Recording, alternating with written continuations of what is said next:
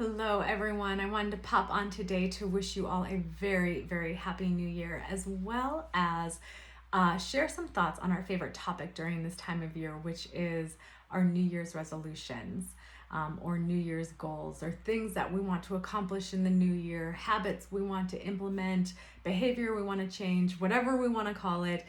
As we look towards our new year, I really want us to do it in a holistic and balanced mindset. So one of the big questions I get asked is, why do I have a hard time sticking with my goals or with my resolutions?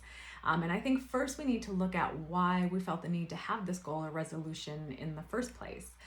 So you did some reflection, you looked at your past, you're looking at your present, and there's something there that's missing that you are desiring for your future.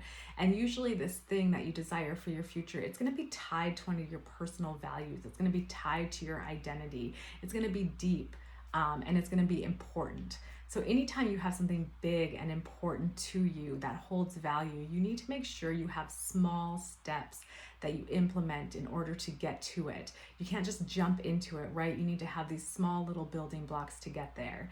You also need the grace of time.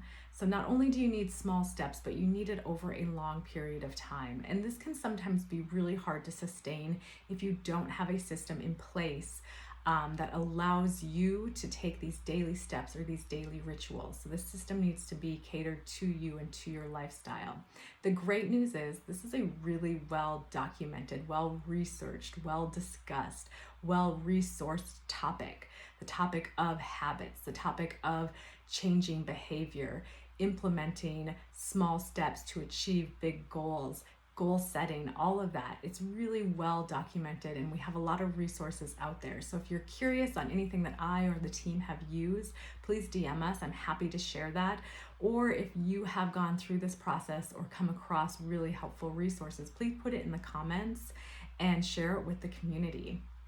But even with all of these resources and things to help us come up with a sustainable plan, oftentimes we're still not achieving the goals that we want to. And I want to kind of share why I think this is. I think it's the fear of failure. I think sometimes this fear of failure keeps us from even wanting to have a New Year's resolution. It keeps us from even wanting to set a goal. Sometimes this fear of failure will keep you from implementing your plan. So you may go through the process, develop and plan a way to achieve your goal, and you won't implement it. And I think it's because we have to go back to what we discussed earlier. This goal, this thing that you want, it's personal. It's deep. And if you fail, it cuts deep. And so there's a fear of, what happens if I don't achieve this? What does that mean? And that's a scary space to be in, and it's a scary thought to have. But what I want us to do for just a moment is try and normalize failure and look at failure as something not to fear, but something to embrace.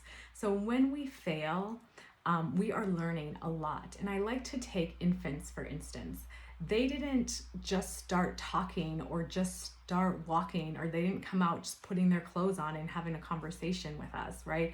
It's a lot of learning, and it's a lot of learning through failure, that we spend most of our life failing, not only at big things, but small things. Failure is a time for us to learn. It's a time for us to change and to adapt. It's a time for us to become resilient. Nobody said failing is going to be pleasant. It's usually not a fun experience to go through. And then failure is a time for us to grow and move forward. So the only time failure becomes a bad thing is if we let it stop us from moving forward and achieving the goals. Otherwise, we are learning, we are adapting, we are changing, we are becoming resilient, and we are growing. We're becoming bigger, better, faster, stronger, and moving forward with the next task. So I want us to just keep that in mind with these little small stepping stones that we create. Know that a lot of them you're going to trip over and you're going to fail, and I don't want that to stop you. There's a book called 18 Minutes by Peter Bregman, and he talks about very, very high achieving individuals who want to succeed. They are driven to succeed. That's what they want. That's what they see. So the kind of individuals that failure is not an option. And in that research, they found that these individuals were the most motivated when they were successful 50 to 70% of the time. And they were most motivated during this time because they were failing 30 to 50% of the time. Sometimes half the time they were failing. And during that time, they were learning, they were adapting, they were changing, they were becoming resilient, they were growing, and then they decided to move forward to succeed. So I just want us to keep that in mind as we write these goals, or as we think of the new year and things that we want to achieve. I want you to not fear failing. I don't want that to be a reason why you don't go after what you want out of 2021. I want you to embrace it. I want you to know that this is going to be a year that you're going to grow, you're going to learn, you're going to change, you're going to adapt.